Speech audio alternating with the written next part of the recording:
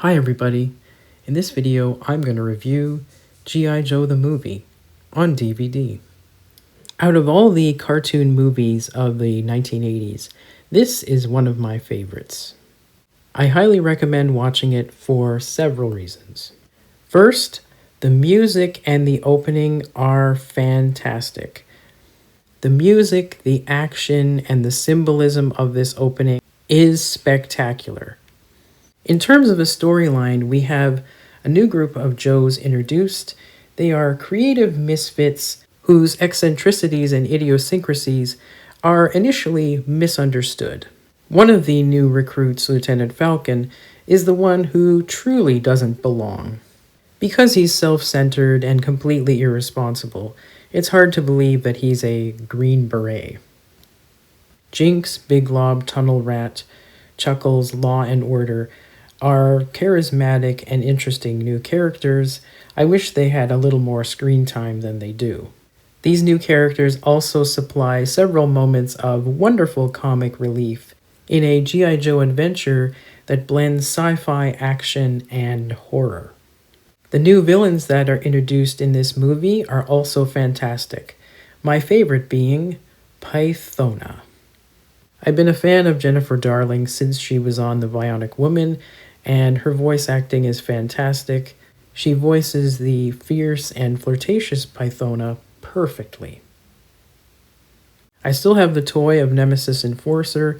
He wasn't just a strong guy, he was also stealthy. I also still have Globulus, who gives us the backstory for Cobra Commander, as well as the Cobra Law Ancient Civilization, which does indeed remind me of many H.P. Lovecraft stories, so I certainly see the connections there. And Burgess Meredith is fantastic doing that role, and so is Chris Latta as Cobra Commander.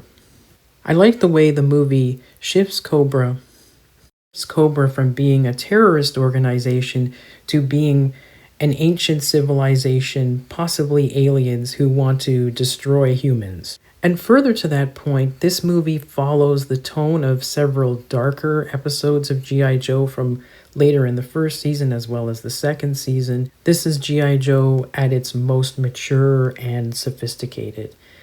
And originally, Duke was supposed to die in the movie. Killing off beloved characters is extremely risky, and because the death of Optimus Prime in Transformers the movie proved to be so unpopular, they weren't going to make that same mistake again. The storyline does show respect and reverence for existing characters, especially Scarlet, Snake Eyes, Quick Kick, Lady J, and Roadblock.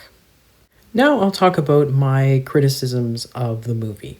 The first of which is that some of the character development of the first and second season of the series is put aside here, and I'm thinking especially of Zorana in particular, who fell in love with Mainframe in the episode Computer Complications.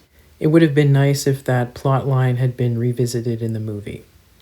The other problem with the movie is Serpentor himself.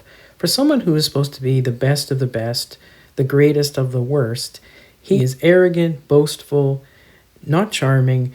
Cobra Commander came close to defeating G.I. Joe many more times with more inventive schemes. But at the same time, the film reinforces why Cobra Commander is a more interesting, more engaging villain than Serpentor ever was. So despite those criticisms, G.I. Joe the movie is still one of my favorite 80s cartoon movies. The DVD has interesting special features like a commentary from Buzz Dixon, the public service announcements, a script, and an art gallery. So, I'll say as someone who grew up in the 80s, this is still the greatest G.I. Joe movie of all time. The voice acting is top-notch, for the most part. The action sequences are exciting, and I was left wanting a third season produced by Sunbow featuring these new characters. Thanks for watching, and bye for now.